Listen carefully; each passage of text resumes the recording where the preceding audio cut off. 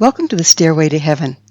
We're coming to you bringing insights into the ever-changing high-frequency currents now bathing the planet and their effect on us all. The source of vital information for the evolving human being. I'm Gwilda Wiyaka. When realities shatter. My favorite quote from Albert Einstein, "Everything is frequency, and that's all there is to it. Match the frequency of the reality you want, and you cannot help but get that reality. It can be no other way." This isn't philosophy. This is physics. One of the most challenging aspects of evolution is that before we can enter a new reality, the old one must shatter. It's this very process in which we now find ourselves as the ambient frequencies on the planet are putting increasing pressure on old frequency constructs. This was eloquently demonstrated by Ernest Chladni.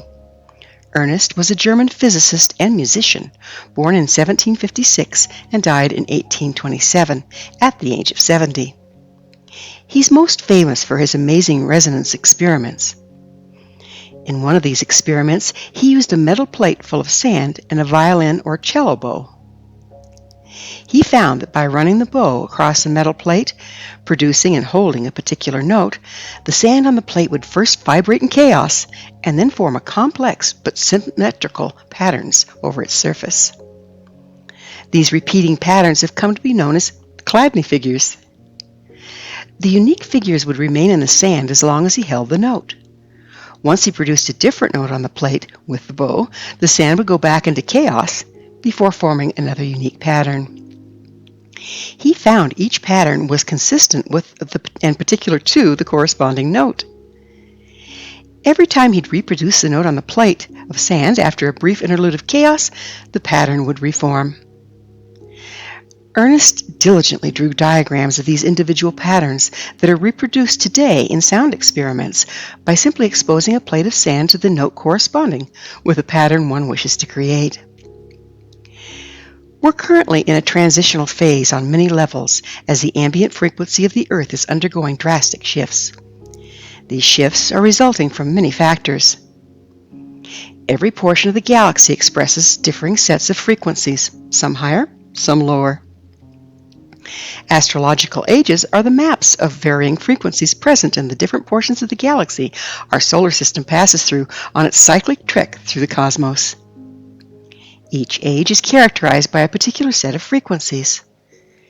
As we pass through the ages, we are exposed to a series of divergent but repeating influences. We're currently moving from the Piscean age to the more highly charged Aquarian, resulting in a transition from one set of frequencies to another. Bearing in mind reality expresses according to frequency, it only makes sense that the passage from one of the frequency expressions to the next results in the dissolution of one reality and the emergence of another. As we shift from Pisces to Aquarius, there's an increase in plasma on the leading edge of the Sun's magnetic field as a result of that field moving into a more highly charged portion of the galaxy where the energy is more highly charged. As covered in past Stairway to Heaven episodes, the increase in charge is causing excitation of the plasma on the leading edge of the Sun's heliosphere, instigating more plasma to form and resulting in more luminosity or brightness. The heightened energy is flowing into the Sun, causing it to emit increased frequency and saturating interplanetary space. Solar emissions are traveling more quickly, charging up the energy or frequency of the planets as their electromagnetic fields interface with that of the Sun. This results in rising ambient frequency on all the planets in our solar system. Another factor impacting the Earth's frequency is simple numbers. In 2020, there were approximately 7.8 billion people on the planet, as opposed to 1900, when there was fewer than 2 billion. Every individual generates approximately 5 watts of electromagnetic energy. That comes to a 29 billion watt frequency increase in 120 years. The rise in ambient frequency results in a frequency shift much like changing notes on Ernest Chladni's plate of sand. All the structures formed at the old frequency are being torn into chaos before reforming into a new pattern. Nothing is immune and everything impacted. In effect, our entire reality is shattering to make way for the new one to form. Any attempt to hold on to the old reality is like shoveling poo against the tide. The more we attempt to do so, the more pressure we're under, and the more we will destabilize and suffer. This is the phenomenon behind the crazy delusional behavior we're increasingly experiencing planet-wide. Are we having fun yet? Scientists used to believe that the rate of atomic decay was fixed, unchanging. But during a solar flare, scientists on a space station observed the rate of atomic decay to slow as the ambient frequency increased. This is much like the rate of hot water. It cools, being determined by ambient temperatures. The higher the ambient temperature, the slower the cooling. Things we thought to be indisputable fact at one frequency are rapidly becoming fictitious as new frequency emerges.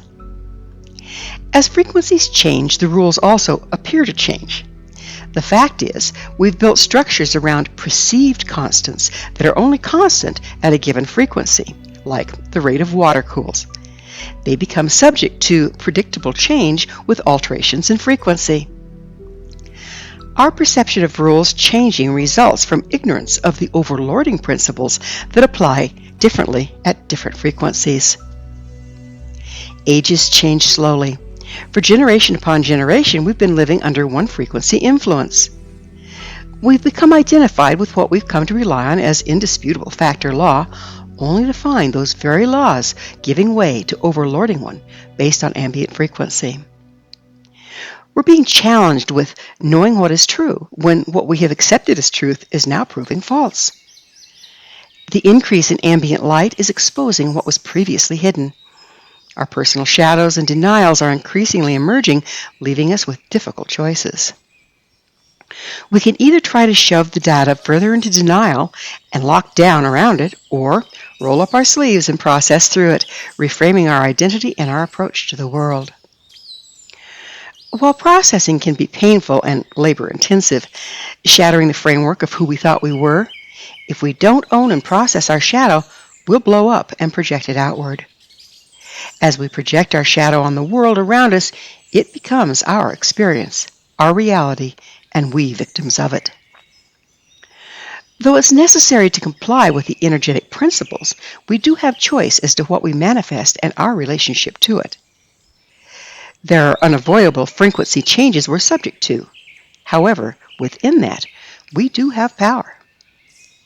To engage that power, we must first come out of denial and face the changes impacting both our inner and outer worlds.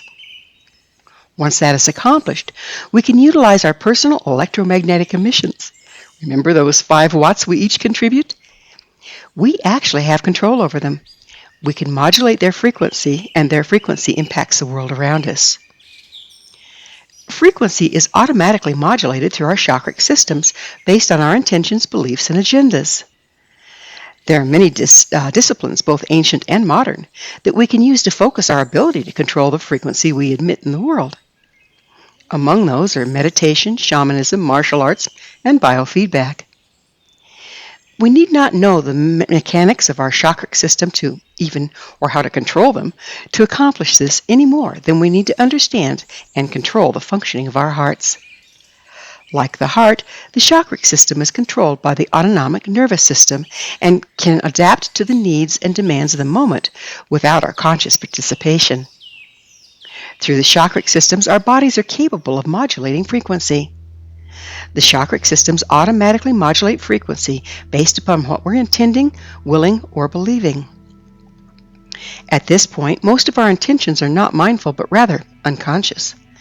Therefore, when we shift frequency, we do it mostly without our awareness and are creating unconsciously.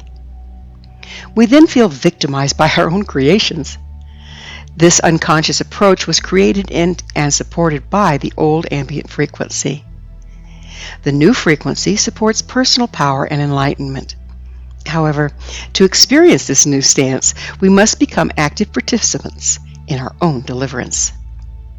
This takes us back to facing and processing our shadow, uncovering our denials, and embracing the new way of being. It also involves becoming conscious of our intentions and deliberate in what we project into the world. Self-awareness, self-control, and mindfulness are key in engaging our ability to consciously modulate frequency. There's no better time to impact what's being formed as when everything is in chaos and therefore mobile. It is indeed an alchemical time.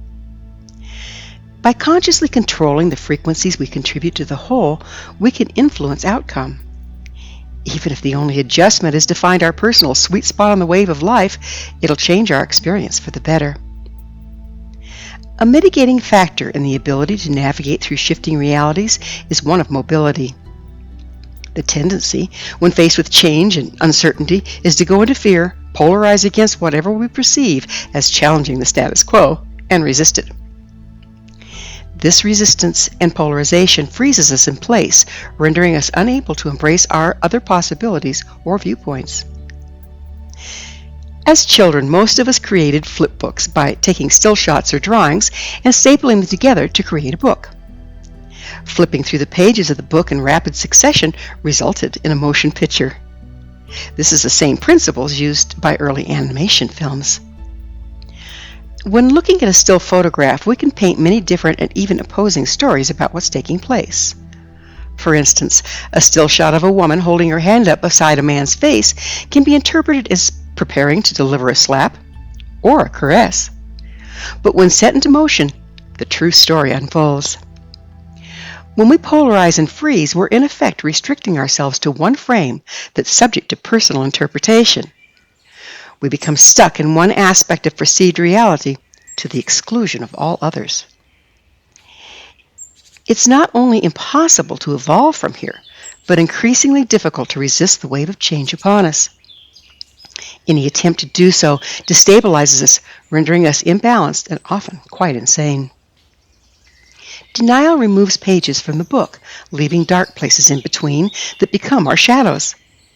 These shadows distort our ability to perceive a more expansive truth. Thus, the importance of releasing our denials and processing through our shadows. Denials and the resulting shadows render some frequencies unavailable to us. By limiting the frequencies to which we have access, we limit our consciousness, range of mobility, and with it, our frequency influence in the world. As we're transitioning from one set of frequencies to another and experiencing the resulting shifts in realities, it's vital to remember, nothing is as it seems. The old way of interpreting reality is no longer valid, and the new one has yet to form. In addition, we're each in different parts of the process and privy to different bandwidths of frequency than others around us. The tendency is to flounder in the unfamiliar landscape, clamp down on our little portion of the flip book, invalidate other viewpoints, and argue for our personal perception, campaigning for agreement. In times past, the more people we could get to agree with a point of view, the more solid it appeared to become. That was the trap inherent in the old reality. Just because a point of view is reinforced and thus appears more solid doesn't make it completely true. It simply excludes other options. The new emergency frequency provides the opportunity to embrace everyone's individual picture in the flip book without losing our own. When set into motion by the increasing frequency of our times, each individual picture is a vital part of the emerging story. Through movement and acceptance of diversity, a more expansive and inclusive truth is known. Within that larger reality, we have access to many more possibilities and opportunities. The result? Empowerment of the individual while evolving into unity consciousness. Naturally, it's a personal choice to resist the rise in frequency, to cling to our denials and propagate our shadow. But bear in mind, polarization is caused by fear of our own shadow. Polarization is by its very nature frozen, fixed, and therefore low frequency, unable to accommodate the expansion of reality. The deeper we sink into polarization, the lower our frequency becomes. There is a frequency below which we can no longer maintain sanity or physical life. The higher the ambient frequency, the more polarized we must become to avoid it. Looks like a losing proposition to me. I'm just saying.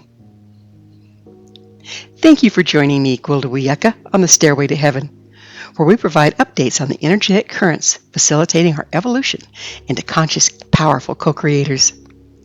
To revisit this or any of our past episodes, visit our archives at www.stairwaytoheavenmedia.com.